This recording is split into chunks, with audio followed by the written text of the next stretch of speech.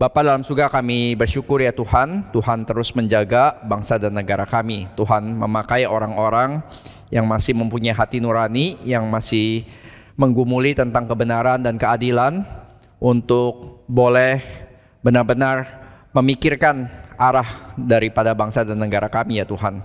Kami berdoa ya Tuhan, biar kiranya rencana Tuhan maupun juga prinsip daripada firman Tuhan boleh menjadi sesuatu yang kami gumulkan, yang kami sebagai orang Kristen juga boleh menyatakannya di dalam hidup kami.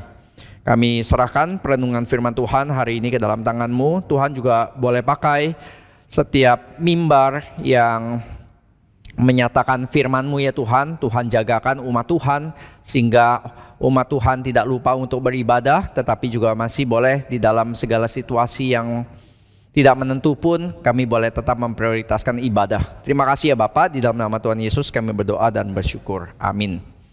Saudara, kalau lihat judul tema kita hari ini, sebenarnya ini sangat mirip dengan judul tema yang saya bawakan tahun lalu juga. Tahun lalu 17 Agustus 2024 kita juga membahas satu tema khusus, yaitu penguasa penindas dan kaum tertindas. Kalau tahun lalu masih kaum tertindas, tapi tahun ini sudah jadi kaum terlindas. Dalam satu tahun kondisi rakyat tidak menjadi lebih baik. Nah, kalau saya review singkat tahun lalu ketika kita membahas tentang tema tersebut tahun lalu, kita membahas tentang penguasa penindas itu memang perlu dikoreksi, tetapi kaum tertindas kalau tidak hati-hati itu juga satu saat ketika mereka mendapatkan kuasa, mereka juga menjadi penindas. Ini yang kita tidak mau ya, bahwa di satu saat ternyata definisi penindas dan tertindas itu tidak jauh berbeda, hanya cuman masalah power, apakah mereka lagi di dalam power atau tidak di dalam power. Dan menindas yang tahun lalu banyak-banyak contoh yang kita berikan itu belum seperti yang kita saksikan di dalam TV beberapa hari terakhir ini.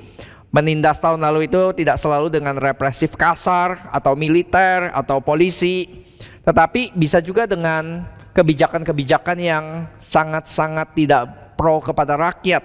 Misalnya kita membahas tentang presiden yang membangun istana yang dananya itu bisa memperbaiki ya 50.000 gedung sekolah yang sudah rusak berat.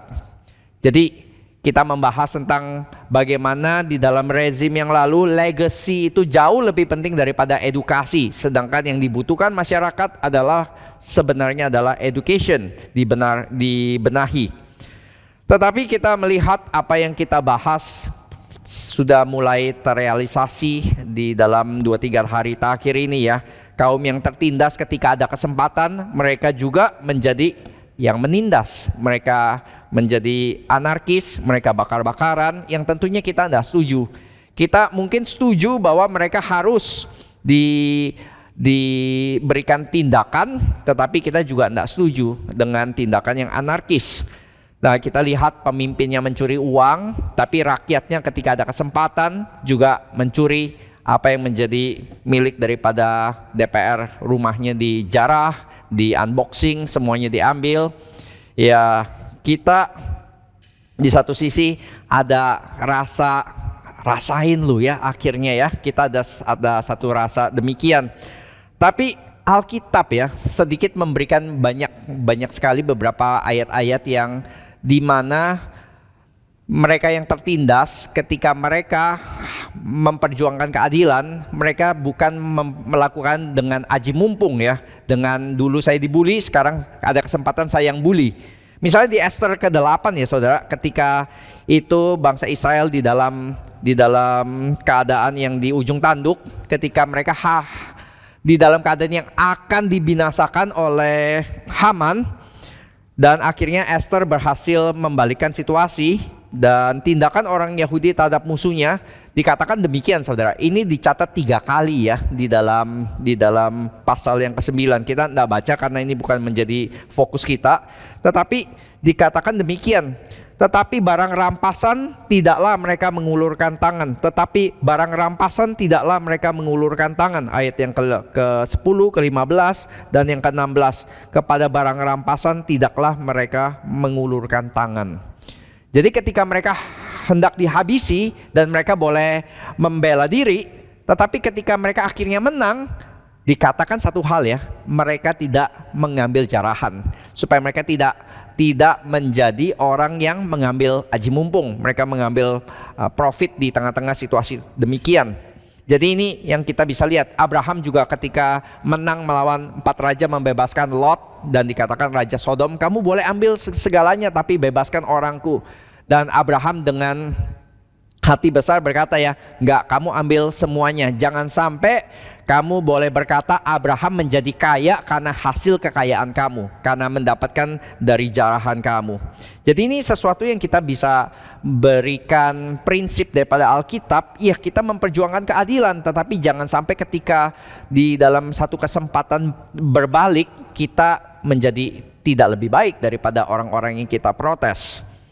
Dan minggu lalu juga kita 17 Agustus 2025 kita membahas tema tentang kesejahteraan kota ya. Usahakanlah kesejahteraan kota. Review singkat juga, di 2 minggu yang lalu kita membahas bagaimana kita orang Kristen dipanggil untuk mengusahakan kesejahteraan kota di mana Tuhan tempatkan. Dan konteksnya itu adalah orang-orang Israel yang sedang dibuang di Babylon, kota musuh.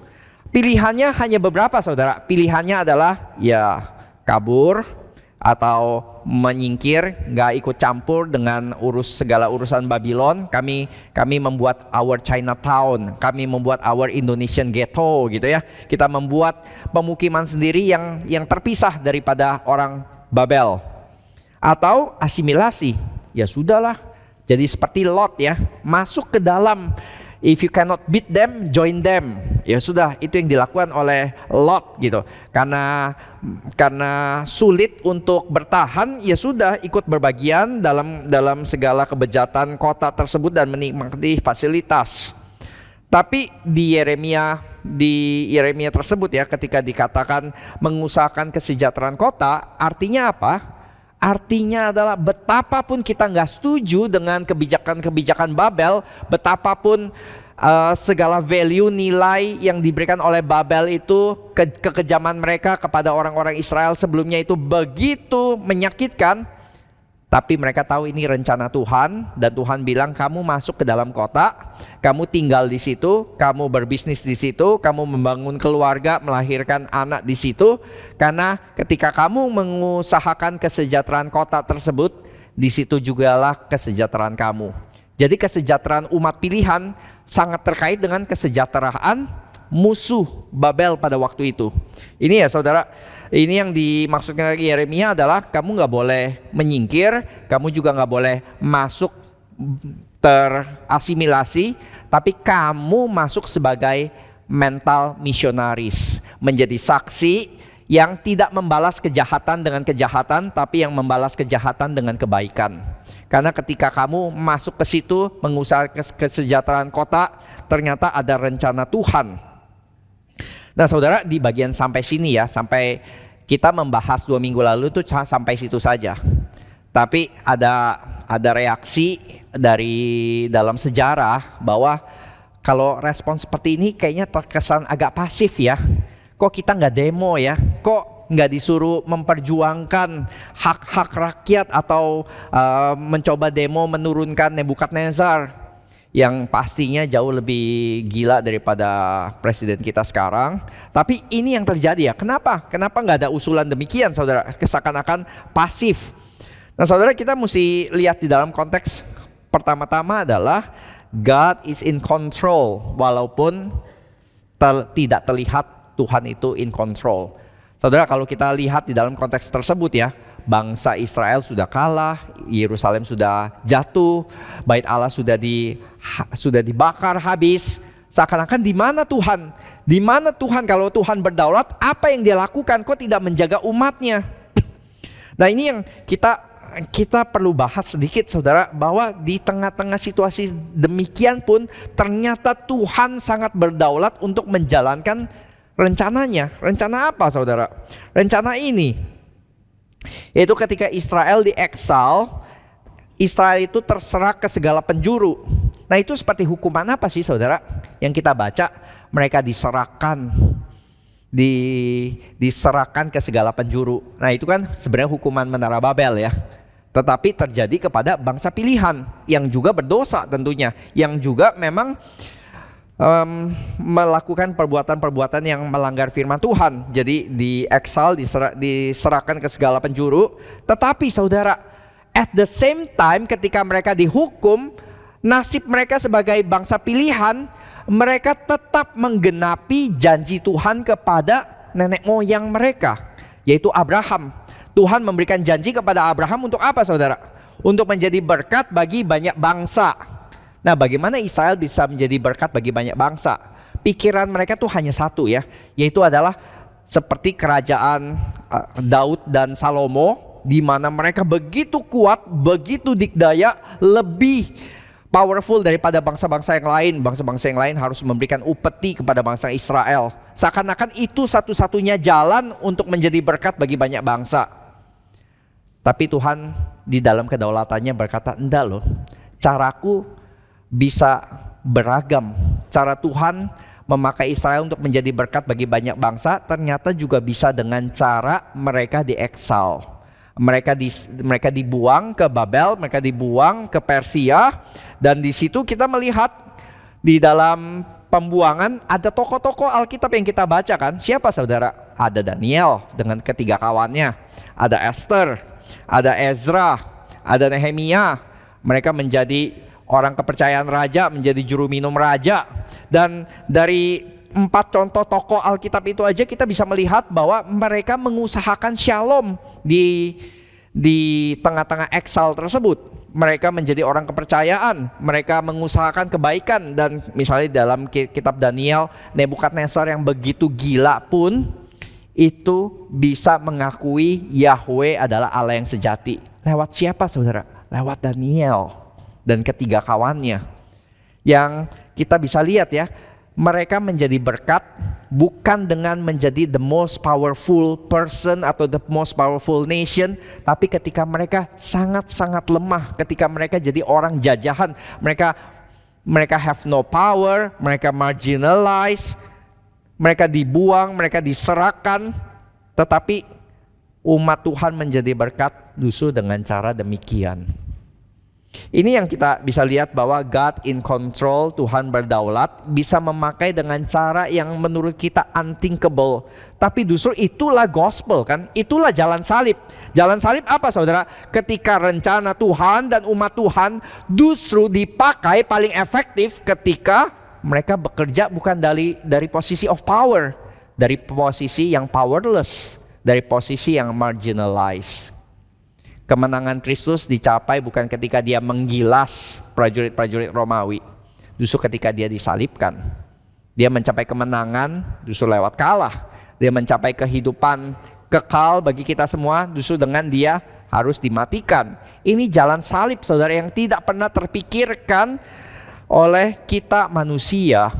Sehingga kita berpikir seringkali di dalam kita punya factory mode ya, adalah ya harus pakai lewat power. Kalau kita ingin menjadi berkat, ya kita harus jadi yang paling powerful. Maka kita berdoa untuk presiden Kristen, kita berdoa untuk anggota DPR Kristen, yang ternyata gak harus dengan cara demikian.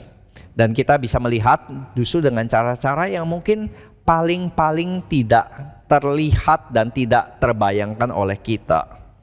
Nah saudara, kita harus sadar ya, cara mengusahakan shalom di dalam masyarakat tadi itu juga adalah bukan sesuatu yang pasif ya.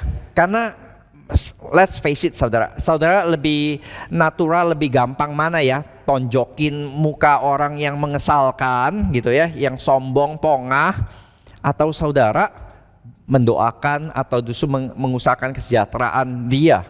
Ya tentu yang pertama yang lebih gampang ya. Tapi untuk orang-orang yang terpanggil untuk mengusahakan kesejahteraan kota, itu perlu satu self control yang sangat besar ya. Nah itu yang dilakukan. Nah Saudara, kita sekarang akan membahas Mazmur 137 ya. Mari kita membuka Alkitab kita, firman Tuhan, kita membahas dari Mazmur 137. Ayat yang pertama sampai yang ke-9. Saya akan membaca ayat yang pertama, saudara menanggapi yang kedua sampai yang ke-9. Demikianlah firman Tuhan di tepi sungai-sungai Babel. Di tepi sungai Babel, di sanalah kita duduk sambil menangis apabila kita mengingat Sion. Gantungkan kecapi kita. Sebab di sanalah orang-orang yang menawan kita meminta kepada kita memperdengarkan nyanyian, dan orang-orang yang menyiksa kita meminta nyanyian sukacita. Nyanyikanlah bagi kami nyanyian dari Sion. Bagaimanakah kita menyanyikan nyanyian Tuhan di negeri asing? Jika aku melupakan engkau, hai Yerusalem, biarlah menjadi kering tangan kananku.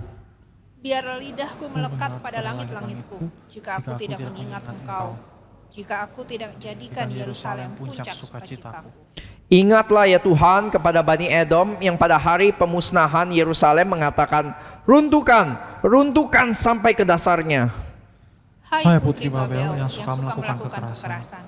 Berbahagialah orang yang membalas kepadamu perbuatan-perbuatan yang kau lakukan kepada kami. Mari kita baca bersama-sama ayat ke-9. Berbahagialah orang yang menangkap dan memecahkan anak-anakmu pada bukit batu. Nah saudara, ini sampai ayat yang pertama sampai yang ke-8 itu biasanya no problem ya.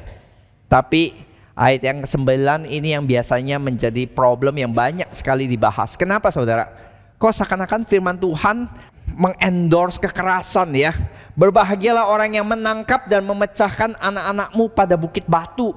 Loh, bukannya kita diminta untuk mengampuni, memaafkan musuh kita. Lalu kenapa ada ayat 9 ini? Nah, bagaimana kita menangani ini yang namanya imprecatory psalms? Ini mazmur kemarahan ya, mazmur kemarahan, mazmur yang sampai akhir saudara bisa melihat ya. Ada mazmur-mazmur yang pemazmurnya itu biasanya mengutarakan kepanas isi hati atau gundah gulananya tentang musuh-musuhnya kepada Tuhan, lalu ditutup dengan ya tetapi Tuhan kiranya aku berharap kepadamu. Ditutup dengan baik gitu. Ditutup dengan ya Tuhan yang akan mengingat nasib umatnya kayak begitu. Tapi ini enggak saudara. Ini ditutup dengan kemarahan semakin memuncak ya di ayat yang ke-9. Nah, bagaimana kita menangani mazmur yang demikian? Nah, C.S. Lewis berkata begini, apa yang harus kita lakukan kepada mazmur yang demikian? Apakah kita biarinin aja? Atau kita hapus juga nggak bisa, tidak bisa dihapus, nggak bisa diedit, ini firman Tuhan. Apakah benar-benar nggak bisa diapa-apain? Lantas coba diapain? Nah, dia berkata, mari kita bergumul dan kita coba jawab pertanyaan kita tadi. Dan kita mencoba menghindari mencari pembenaran. Oh, karena ini firman Tuhan, ya sudah, ini sudah pasti oke gitu ya, baik dan kudus kemarahan ngamuk-ngamuk begini. Oke, itu satu ya. Jadi ngamuk begini pun ini adalah hal yang terpuji, hal yang baik, hal yang harus kita contoh. Atau yang kedua, ya kita memaklumi, menyetujui, atau bahkan memakainya sebagai alasan atas kemarahan dalam hati kita juga. Nah ini yang bagus gitu. Nah, kita akan coba bahas dua hal ya saudara, tentang bagaimana kita mencoba menangani Mazmur 137 ayat yang ke-9 ini. Yaitu adalah kita pertama-tama mengakui bahwa ini common experience. Ini kemarahan yang terekspresikan apa adanya, bebas tanpa halangan, nggak diedit, nggak diperhalus kata-katanya, bebas, terbuka, transparan, tanpa malu-malu, tanpa mikirin apa judgement orang lain tentang perkataan tadi gitu ya. Nggak ada self conscious. Aduh, nanti saya di judge apa ya kalau saya ngomong begini ya. Saudara, ini satu ekspresi yang sangat apa adanya ya saudara.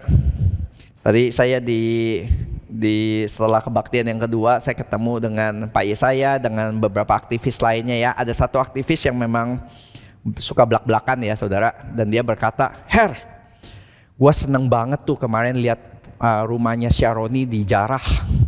Gua seneng banget gitu, gua happy tuh. Memang dari sebelumnya itu ini yang gua sarankan, kalau mau bakar jangan bakar halte, jangan bakar fasilitas umum ya. Kalau mau bakar sekalian itu bakar rumah-rumah artis DPR tersebut ya, mulai dari Syaroni lalu yang berikut-berikutnya gitu sampai disebutin listnya. Bagus itu. Ini ya saudara. Dan dia nggak malu-malu ya saudara menyebutkan di depan hamba Tuhan tanpa ada sensor, nggak diperhalus gitu. Dan ya ini yang mengumbar emosi apa adanya saudara. Dan biasanya kita agak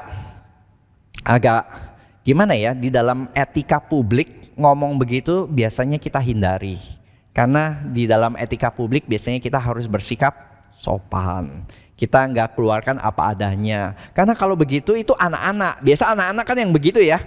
Yang langsung mengekspresikan emosi ya apa adanya gitu. Mereka nggak memoderasi. Mereka bisa bilang, ih tante gemuk amat ya. Nah itu kan nggak seperti orang dewasa yang berkata, sudah lebih berkembang ya.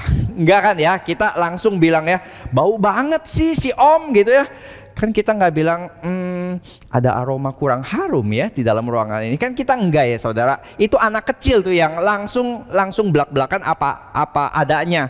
Dan kita bisa lihat anak semakin kecil semakin nggak ada filter ya. Kita bisa lihat anak kecil nggak dapat mainan, bisa guling-gulingan di mall. Dia nggak peduli orang lain lihat apa gitu. Dia bisa teriak-teriak. Dia nggak peduli semua mata sedang mengarah kepada kita, kepada dia maksudnya. Tapi semakin dewasa, semakin gede, semakin bisa ada rasa malu ya. Nanti deh nggak teriak-teriak gitu ya. Dan mulai bisa tahan ya, memoderasi gitu, mengedit sebelumnya gitu. Dan lebih jaga emosi, lebih tahan. Nah, apakah sekarang kita coba tanya, apakah Pemazmur 137 penulis ini kekanak-kanakan ya? Dia tidak bisa menjaga emosinya, dia nggak tahu malu, dia ini tidak tahu etiket. Tentu tidak saudara, karena orang Ibrani sangat-sangat tahu batas gitu. Tetapi kenapa saya percaya karena kemarahannya itu begitu memuncak ya. Dia nggak bisa lagi tutup-tutupi, dia nggak bisa lagi memperhalus, dia nggak bisa lagi menaruh gambaran yang baik atau menata dengan kalimat yang sopan sekalipun, tidak bisa saudara. Ini emosi yang sangat raw, yang sangat natural, yang ya, ini yang saya inginkan. Bedebah itu, keparat-keparat itu tuh diganjar sesuai apa yang mereka lakukan kepada ya bayi-bayi Israel sebelumnya. Ini yang dilakukan gitu.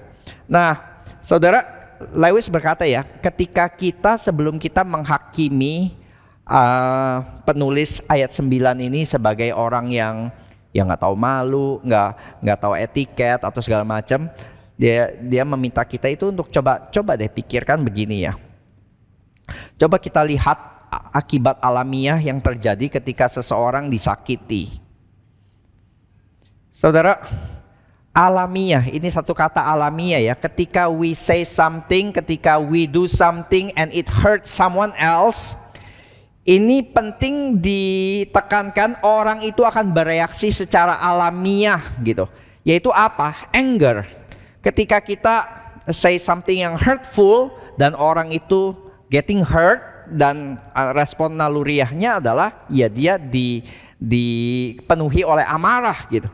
Dan ya amarahnya mungkin bisa ditekan ya dengan tahan diri, dengan stoik, dengan norma sosial, atau dengan ya memakai self deception, saya baik-baik saja tapi sebenarnya udah kesel banget gitu.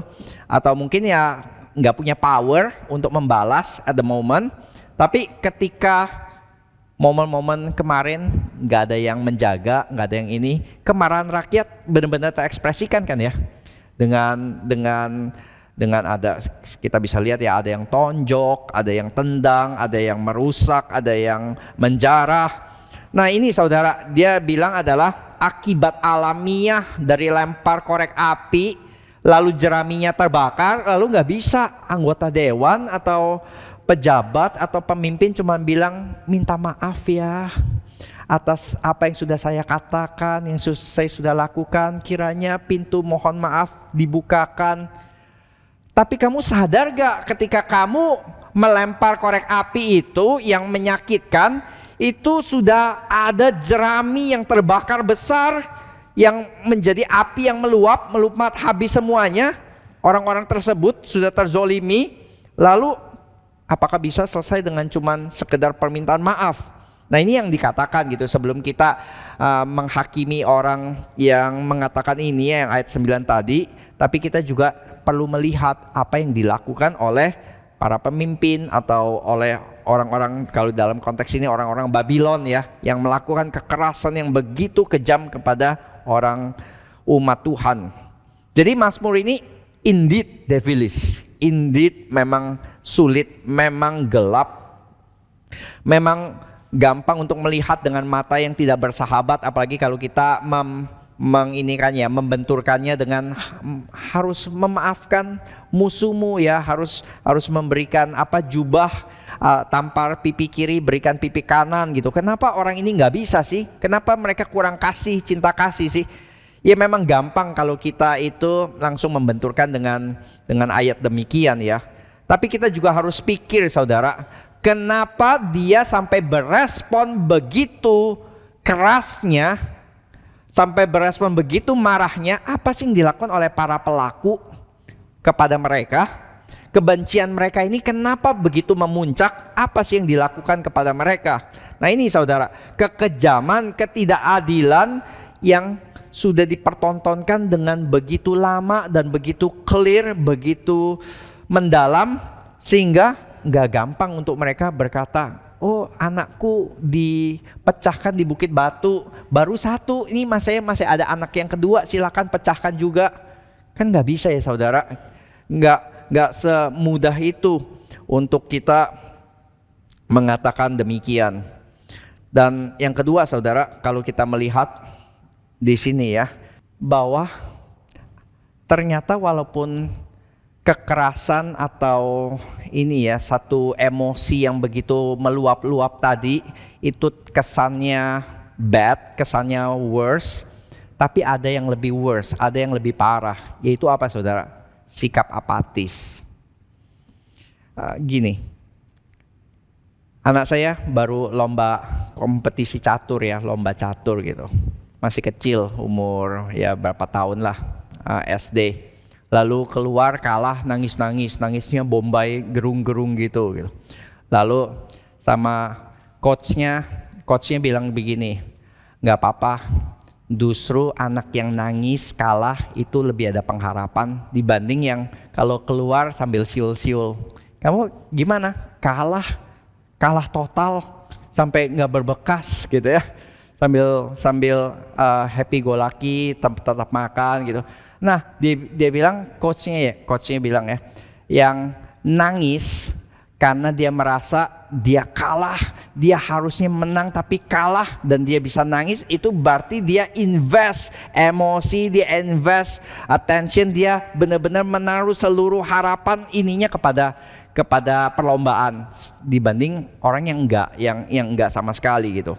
Dan di sini ya ada satu dalil ya saudara, yaitu adalah semakin tinggi seseorang, semakin dalam juga jatuhnya. Orang yang naik ke lantai 2 ya jatuhnya ringan, tapi orang yang naik sampai ke lantai 20 ya jatuhnya juga jauh lebih dalam. Jadi intinya adalah those who are ready to die for a cause may easily become those who are ready to kill for it. Nah ini nih. Jadi orang yang benar-benar mengharapkan berjuang untuk sesuatu adalah orang yang paling gampang juga untuk jatuh kepada tadi orang yang ready untuk kill for it gitu. Yang tadi pertama to die for it menjadi to kill for it. Ini kan yang kita tahu ya, Saulus itu benar-benar berani mati untuk kebenaran yang dianggap penting untuk membunuh para pengikut Yesus. Tapi ketika Saulus berhasil diubahkan, Paulus juga yang paling ready untuk berani mati demi pengabaran Injil. Ini kan yang kita lihat ya, sekeras apa orang tersebut di dalam satu sisi, orang tersebut ketika berubah dia akan menjadi orang yang sama kerasnya tapi kepada arah yang lain. Mengutip C.S. Lewis sekali lagi, dia kan orang Inggris ya. Dia pernah menjadi tentara yang dikirim ke Eropa untuk melawan Nazi, tentara-tentara Jerman itu. Dan ya dia sebagai tentara level bawah, dia ikut di dalam iring-iringan truk itu ya, para soldiers, tentara-tentara Inggris yang perang ke Eropa. Di dalam truk itu tuh banyak prajurit-prajurit muda ya, tentara-tentara muda yang masih usia 20-an, dan dia dengar percakapan gitu. Dan dia dengarkan percakapannya dan dia agak heran ya, kok orang-orang ini nggak benci Nazi ya? Karena ketika ditanya, kok lu nggak benci sama Hitler? Ya kayaknya nggak parah-parah amat ya Hitler gitu. Nazi kekerasannya kayaknya juga nggak segitunya lah. Maksudmu apa? Kan kita sudah lihat di dalam berita ini betapa luar biasa kejam itu kamar gas, dan juga pembunuhan di berbagai sisi gitu. Mungkin itu cuma propaganda pemerintah Inggris saja kali yang supaya kita jadi akhirnya pergi perang ke sini gitu. Nah, mereka tuh nggak ada emosi, saudara. Dikatakan ya, si Lewis kaget karena mereka nggak ada emosi marah, mereka nggak ada emosi juga misalnya kalau nggak marah kepada Hitler pun juga nggak ada emosi marah kepada pemerintah yang pakai propaganda membohongi mereka sehingga mereka pergi perang. Itu juga nggak ada, saudara. Flat aja. Dan dia bilang adalah ya ini yang celaka gitu ya. Ini yang lebih parah daripada penulis Mazmur yang tadi kamu bilang bengis tadi itu, atau bahkan juga lebih parah dari anak kecil yang guling-guling di lantai di mall yang berkata teriak, ini nggak adil banget nih, nggak adil banget. Nah, bagi Lewis, anak-anak kecil yang guling-guling teriak ini nggak adil, atau pemazmur yang berbahagia orang yang menangkap dan memecahkan anakmu pada bukit batu, ini masih lebih ada harapan dibanding tentara-tentara muda yang apatis tadi. Ini saudara, mereka itu nggak ada sense of good and evil sama sekali. Mereka itu nggak peduli Hitler so evil. Mereka juga nggak peduli lagi tentang they are the force of good. Seharusnya kan seorang tentara itu bisa berkata ya, aku pergi perang ini untuk memperjuangkan kebenaran, untuk memperjuangkan keadilan, untuk memperjuangkan kebebasan. Mereka enggak juga, saudara. Mereka cuman ya sudah pergi perang ya karena disuruh. Hitler tuh hancur banget, enggak juga. Jadi ini yang terjadi, saudara. Jadi nggak ada amarah yang karena ditimbulkan ketidakadilan. Menurut C.S. Lewis ini alarm lebih besar dibanding yang mari kita ganyang Hitler. Dibanding itu, saudara, lebih parah yang berkata ya sudahlah, nggak usah ngapa-ngapain. Ya saudara, ini ya yang saya rasa ya, saya ingin coba tanya kepada kita gitu. Saudara, kalau nonton ojol yang terlindas barakuda itu ya, apa ya perasaan saudara ya? Saudara ada perasaan marah, ketidakadilan terjadi. Saudara ada gemes, kok bisa-bisanya ya polisi ngegas aja gitu, nggak berhenti. Atau saudara flat-flat aja, nggak pedulilah ya, dilindas boleh, nggak dilindas juga boleh.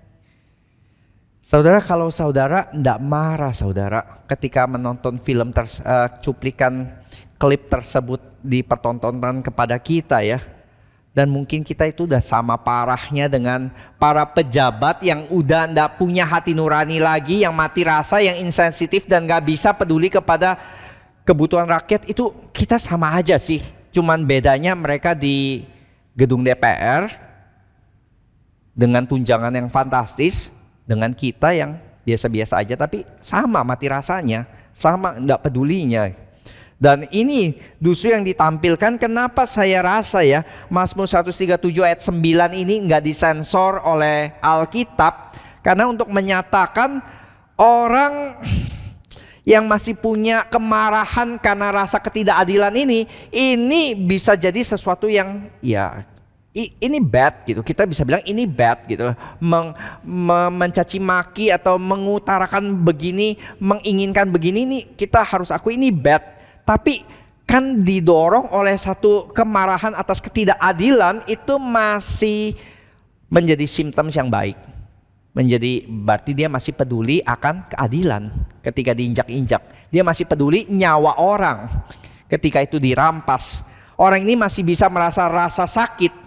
Justru yang parah, penyakit yang paling ditakuti zaman dulu itu tuh bukan cancer, bukan AIDS, bukan penyakit-penyakit lainnya ya saudara. Penyakit yang paling ditakuti di zaman Tuhan Yesus itu adalah kusta, saudara. Yaitu penyakit yang tidak lagi bisa merasakan rasa sakit. Ini ada satu penulis ya, si Paul Brand, yang biasanya team up sama Philip Yancey. Dan dia berkata itu penyakit yang mengerikan. Itu orang kusta, itu kenapa mereka itu sengsaranya adalah karena kita kalau pegang ini besi panas yang melepuh ya. Kalau kita pegang sedikit kita langsung menarik tangan sendiri gitu dari bahaya. Itu rasa sakit itu menjadi sesuatu yang berguna untuk menyelamatkan kita. Orang kusta bisa pegang minyak melepuh, minyak panas dengan tangan mereka. Terus menerus sampai daging mereka lumer, daging mereka meleleh, dan proud of it gitu. Nih bisa, kalian nggak bisa. Padahal jaringan-jaringan kulitnya itu sudah rusak dan nggak bisa dipakai lagi nantinya. Tapi itu yang terjadi saudara. Sensornya mati. Itu yang mengerikan dari kusta itu kan sensornya mati. Jadi ketika di sini penulis Mazmur 137 ayat 9 masih memberikan alarm yang begitu keras, itu mau bilang kepada kita satu hal. Itu masih ada simptoms yang baik. Berarti apa? Berarti umat pilihan Tuhan masih peduli akan keadilan, masih peduli akan nyawa manusia. Sehingga mereka masih menantikan penghakiman dari Allah yang adil. Satu saat mereka juga mendapatkan penghukuman yang setimpal atas apa yang mereka pernah lakukan kepada umat Tuhan. Jadi di momen kutukan sekalipun, pemazmur in one sense tetap lebih dekat kepada Tuhan, tetap lebih diperkenan Tuhan dibanding orang-orang yang sudah mati rasa, yang gak peduli lagi akan keadilan, kebenaran, dan nyawa manusia. Jadi Mazmur ini sebenarnya serve as a reminder ya, yaitu di dalam dunia ini masih ada yang namanya kejahatan, kefasikan, dan itu dibenci oleh Tuhan. Jadi sebagaimanapun kita tidak suka membaca ayat ini, tapi ini boleh menjadi reminder bahwa Alkitab masih mencatat kejahatan dan kefasikan adalah sesuatu yang harus dibenci oleh umat Tuhan. Nah sekarang saudara, bagaimana kita menanggapi situasi sekarang ya? Saya rasa ya itu tergantung panggilan kita. Karena di dalam grup hamba Tuhan pun, alumni STT, kita punya respon yang bisa berbeda-beda ya. Ada yang sangat pro untuk turun, ada aksi, ada yang ya enggak gitu. Bagaimanapun kita menanggapi situasi, ingat kita bergumul karena nggak ada satu respon yang hanya satu ya, yang paling benar. Setiap orang bisa berjuang memperjuangkan keadilan, kebenaran dengan cara yang berbeda-beda saudara. Tadi ya, ada yang memang harus Tuhan pakai, dan kita bersyukur untuk orang-orang yang demo, yang kita harus acungkan jempol dengan motivasi yang baik, murni, mensuarakan, dan betulan ada hasilnya ya. Bahwa pemerintah kita sepertinya tidak bisa memang diajak berdiskusi baik-baik dengan sopan gitu ya. Iya, kalau ada apa-apa diskusikan dong dengan sopan. Coba tanya peserta kamisan ya, sudah sopan bertahun-tahun kan, mereka mengambil tindakan sesuatu kayaknya enggak gitu. Pemerintah kita memang kudu digebrakin sedikit baru bisa mulai dengar gitu. Seperti ini baru mulai kerasa kan ya, ada tindakan yang diambil. Kalau enggak, mana mungkin ya ada yang diturunkan, dipindahin, dinonaktifkan dari partai, kan enggak mungkin saudara. Tanpa demo-demo yang terjadi beberapa hari terakhir. Tapi jangan kita melakukan karena FOMO gitu, karena takut ikut-ikutan atau demi konten, tapi mari kita menggumulkan panggilan kita, pahami materinya, pahami substansinya, sehingga kalau enggak kita ya enggak beda ya dari orang-orang yang nantinya akan melakukan segala sesuatu karena kita menjadi korban algoritma. Saudara, kita kan kalau lihat ke belakang, kita mau nggak mau kita nggak bisa menyangkal kita semua ini korban algoritma kan. Di pemerintahan yang lalu kita mendukung-dukung rezim yang lalu, kita melihat beliau sebagai orang yang ya humanis, yang turun ke gorong-gorong, yang apa, lalu sekarang mulai terbongkar, lalu kita mulai sadar, mulai tahu gitu. Sekarang juga ada narasi yang saya rasa tidak kalah berbahaya ya. Sekarang polisi dinarasikan jahat sekali, harus dibunuh, pembunuh semuanya, sedangkan TNI baik sekali. Nah ini kan ya jangan sampai nanti satu saat ada darurat militer baru kita sadar ya, ada topeng-topeng yang ternyata bisa beda nih dari narasi-narasi yang sekarang. Jadi jangan terlalu gampang, maksudnya jangan terlalu cepat menarik kesimpulan, karena kita ini di dalam tadi kita doa juga ya, Pak Mas Agung sudah pimpin, kita ini nggak benar-benar bisa tahu keseluruhan pemetaan kan. Kadang-kadang yang kita konsumsi itu bisa aja hoax, bisa aja nggak benar gitu, bisa aja itu narasi yang digaungkan terus menerus dan kita belum benar-benar bisa tahu. Jadi kita benar-benar harus coba tahu apa yang kita ingin suarakan. Tapi yang setidaknya kalau kita tidak bisa tahu benar-benar pun, kita sebagai umat Kristen kita bisa tahu satu hal, saudara. Kita bisa tahu God is in control, dan walaupun di dalam situasi yang tadi ya di luar naral sekali, di luar naral kita sekalipun, di tengah situasi yang out of control, God is still in control. Saudara, tadi kita udah pakai contoh Mordekai ya dan Esther. Ketika Esther dikatakan ya, Mordekai bilang ini ada dekret bahwa pertanggal ini seluruh orang Israel harus dimusnahkan, boleh dibunuh, boleh dijarah harta miliknya. Jadi bagaimana? Ya saya sebagai ratu nggak boleh loh langsung menghadap raja, siapapun nggak boleh, saya ratu pun juga nggak boleh. Kalau nggak dipanggil oleh raja, nggak bisa tunggu lagi, kamu harus hadap, kalau hadap nanti saya mati. Jadi bagaimana? Mordekai bilang satu prinsip ya, kamu jangan pikir kamu di istana, kamu tuh aman-aman aja. Kalau kamu nggak bertindak, Tuhan akan bertindak lewat cara yang lain. Kalau kamu nggak mau dipakai, Tuhan bisa pakai orang yang lain, cara yang lain. Dan mungkin kamu bisa ada di posisi kamu sekarang for such a time as this. Justru untuk momen seperti ini.